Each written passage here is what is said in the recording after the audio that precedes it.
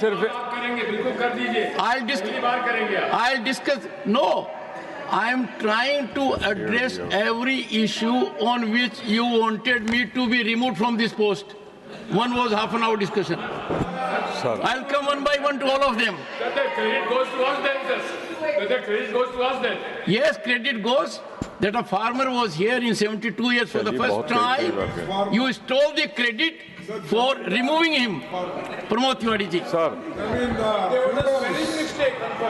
Sir मैं माननीय मंत्री जी से ये जानना चाहता हूँ आपके माध्यम से एक डेटा देते हुए कि लंदन जाने का दिल्ली से किराया इकोनॉमी में अगर समय से ले लिया जाए तो 24,000 कितना है? 24,000 जाने का। इकोनॉमी में समय से ले लिया जाए तो लंदन जाने का 24,000। चेन्नई से प्रयागराज जाने का किराया 53,000। Importance of Prayagraj. Sir Calcutta से प्रयागराज आने जाने का 35,000। हैदराबाद, मुंबई और दिल्ली से यात्रियों का किराया 47,500 रुपए। बेंगलुरु से प्रीमियम की बात कर रहे हैं? Economy economy in at what time? What time मतलब आगे तो रोज तो ऐसा नहीं होता है। मैं फिर आपसे कह रहा हूँ महाकुंभ के दौरान महाकुंभ के कारण महाकुंभ के 144 साल के बाद आया है। तो ये सरकार आस्था और सनातन में विश्वास करती है या लूट में विश्वास करती है? यानी महाकुंभ के नाम पर जनता की जेब पे डकैती डाली जा रही है। अब आप प्रश्न पूछिए।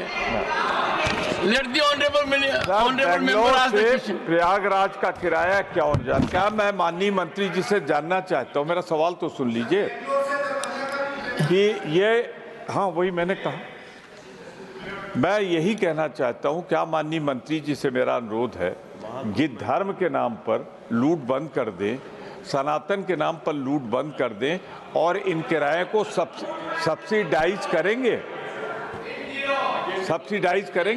या नॉर्मल दिनों के जो किराया है उससे ज्यादा से ज्यादा डबल वृद्धि। प्रमोद जी, आप तो प्रयागराज के निवासी हैं जी, थोड़ी सनातन के लिए पाचन शक्ति बढ़ाइए।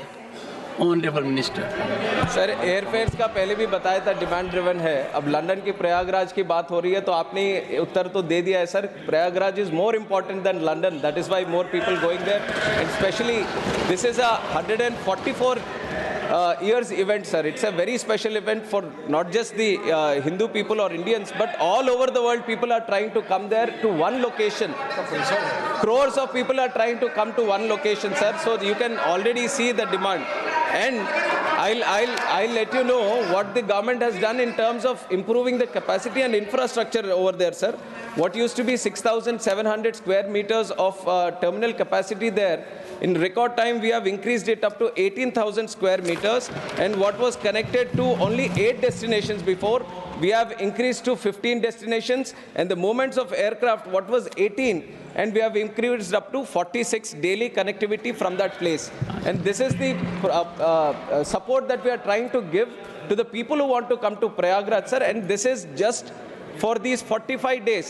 And people who are talking about fares, if you look after Feb 26, it is 4,000 rupees only if you want to go. But this is a special event, and you have seen multiple times when these kind of situations arise, where there is a demand to go to a certain place in that certain location. And in fact, the member has also mentioned that समय सीमा पे लेते हो, time पे लेते हो तो जरूर वो उसका कम होता है, वो हर जगह होता है sir. It's a demand driven market.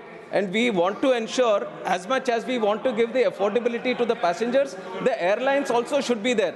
Imagine a position where the airlines are going bankrupt and out of the aircraft fleet, then how are we going to move the passengers? So it's a very sensitive balance that the government has to take up, and that approach is being followed. And whenever, and I have assured before also, sir, whenever there feels to be something which is totally outrageous, then the government is intervening. Government is talking to the airlines, we are sensitizing them, and we are ensuring that the fares are all reasonable. Thank you, sir. Question number 63, Shrimati Priyanka Chaturvedi. Sir, question number 63. Honorable Minister,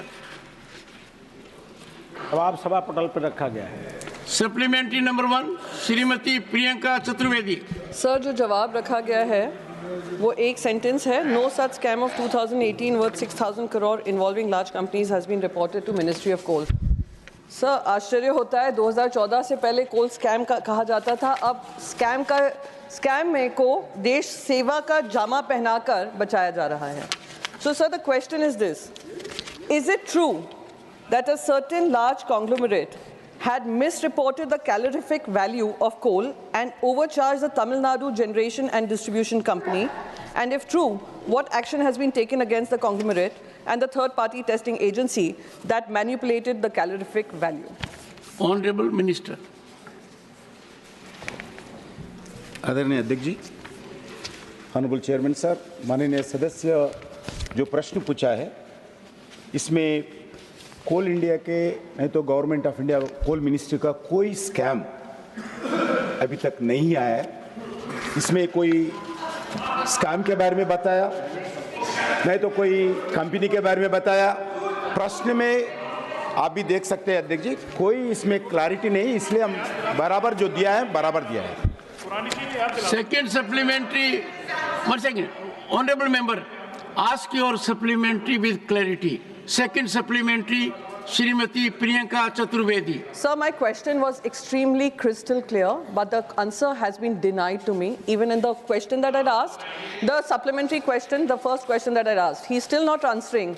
And it is an RTI report which speaks about the calorific value, but I respect your chair, sir. So the second question is very specific question, sir.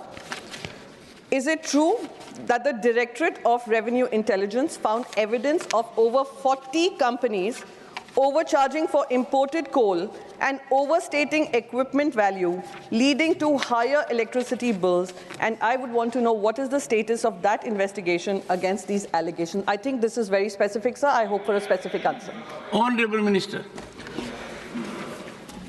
आदरणीय chairman sir, ये जो private companies के द्वारा जो power generation companies government का हो, public sector का हो, स्टेट गवर्नमेंट का हो, जो इंपोर्ट कोल करते हैं, इसके बारे में मेरा उतना ही समझ में आया अभी तक।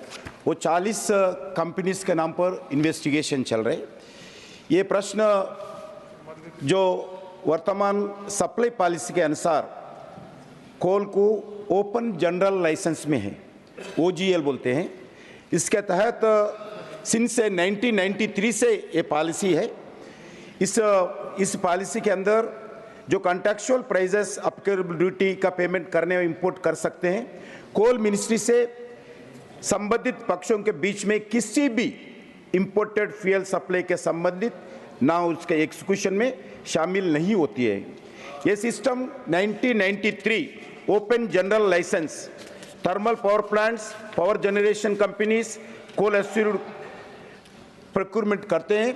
इसमें डायरेक्ट पूरा अधिकार है जो पावर जनरेशन कंपनीज को, जिधर से प्राइवेट सेक्टर से डोमेस्टिक में भी हो और दुनिया से इंपोर्टेड कोल भी, वो डायरेक्ट तय करके वो लोग इंपोर्ट करते हैं। इसके लिए भी आप जो प्रश्न पूछे हैं, इसमें जो आज जो क्वालिटी कंट्रोल ऑफ इंडिया, मैं जवाब देने के बाद पूछो, बिल्कुल मैं जवाब देने को तैयार हूं साहब, मैं जवाब देने को तैयार हूं। Honorable Minister, ये मिनिस्ट्री से कोई संबंध नहीं है, ये बिल्कुल स्टेट गवर्नमेंट का जो तो पावर कंपनी का है। इसमें कोल इंडिया नहीं तो कोल मिनिस्ट्री कोई इसमें रोल प्ले नहीं करती है। अभी तक एक भी हमारा कोई कंप्लेंट नहीं आया है, हम कोई इन्वेस्टिगेशन का अभी तक हमारा तरफ से कोई किया नहीं।